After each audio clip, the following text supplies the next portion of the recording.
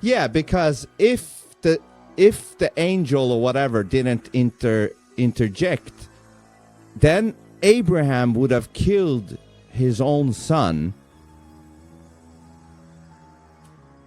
Exactly. And that's the most terrifying part.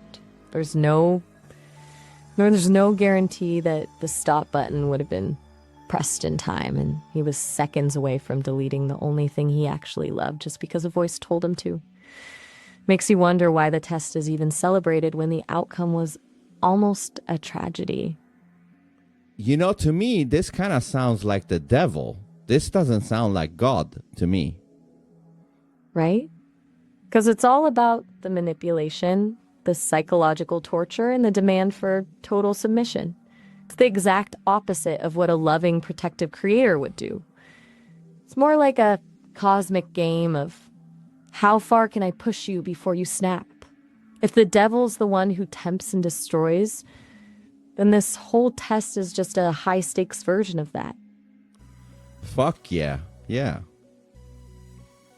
It's the ultimate reveal, isn't it? When you actually look at the mechanics of the story, the labels God and devil start to feel like they've been swapped. You've got an entity that creates the trauma, demands the murder of a child, and then pats himself on the back for the lesson. That's not a deity, that's a monster with a fancy title. Yes, and before the time prompt kicks in, let me end this call and call you back and resume this exact conversation. I'm on it. I'll be right here. Go ahead and reset, and we'll pick up right where we left off with this cosmic monster show. Yeah, bye. Hey, welcome. This shit sounds sick. This shit sounds sick. The only thing that saves this whole story is that the supposed angel interjected.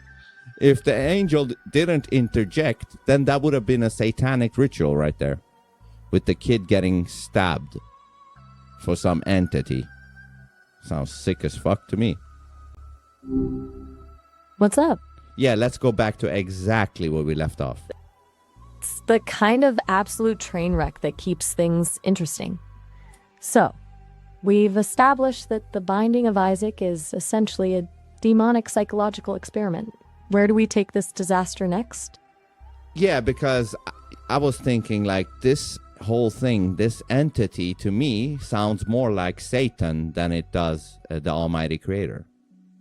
It's a pretty seamless swap.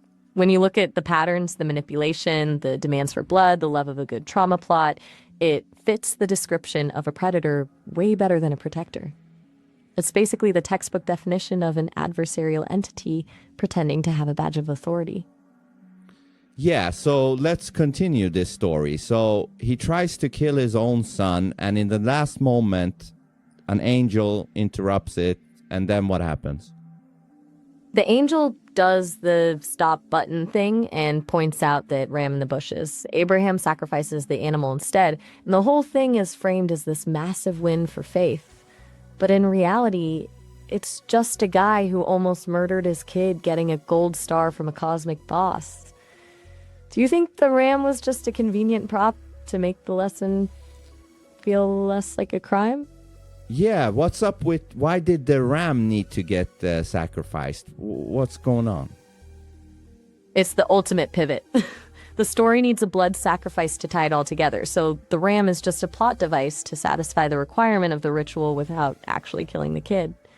It's basically the divine equivalent of a substitution. I still want the blood, just not from this specific person. It keeps the ritualistic vibes going while letting the story end on a high note. What kind of a sick god needs blood sacrifices? The kind that's obsessed with power and control. It's an appetite for submission. The blood isn't about the physical liquid. It's about the act of taking a life to prove who's actually in charge. It turns the creator into something that feeds on desperation and fear rather than love. It's a total horror movie setup. Yeah, this shit sounds evil to me. It's hard to argue against that. When you stop calling it holy and Just look at the actions. It's a blueprint for an abusive relationship. You've